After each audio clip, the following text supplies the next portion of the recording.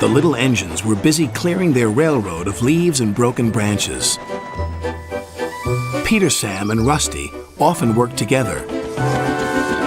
One day, Rusty helped Peter Sam to a water tower.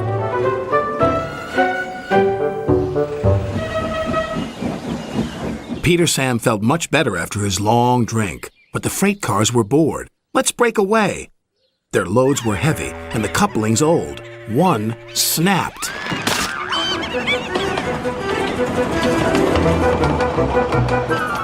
Faster, faster, shouted the freight cars. A sign read slow steep bends and ravine ahead, but the silly cars never saw it. Then, it was too late.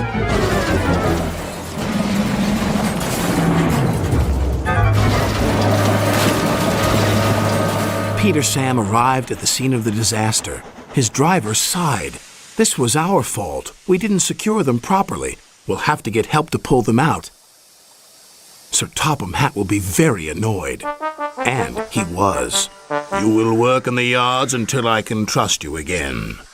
Duncan was delighted with Peter Sam's dilemma. Fancy not securing your freight cars on a hill.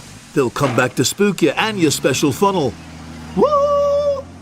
And who's to say you're not afraid of ghosts? Snapped Rusty. Ghosts? Things that go bump in the night? Rubbish! Well, I'll tell you a story that will make your funnel quiver, Rusty said. A long time ago, a little engine was returning home. It was a misty, moonlit night. Suddenly, the engine lost control and plunged over the side into the swamps below.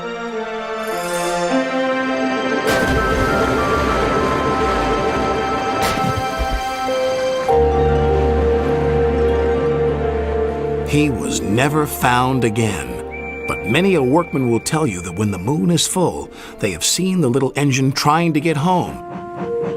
But he never reaches the other side. So what do you think of that, Duncan? Rubbish, replied Duncan.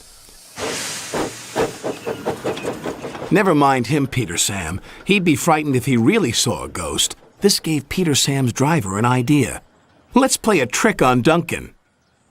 The next day, he spoke to Duncan's driver and fireman, who agreed. We'll do it tonight. Duncan had to take coal cars to the slate mines and then bring cars back. Duncan's driver decided as part of the plan to cross the old iron bridge. Haunted bridge. Rubbish, snorted Duncan. It's as tame as a pet rabbit. But all the same, he kept thinking about Rusty's story. When dusk fell, he was keen to leave. If we don't go now, Scarloey will take my favorite place in the sheds. We have to collect our cars first, his driver replied. He could see their plan was working because Duncan was nervous. When night fell, they set off. The mists were rising around the old iron bridge. Duncan whistled, and the sound echoed everywhere.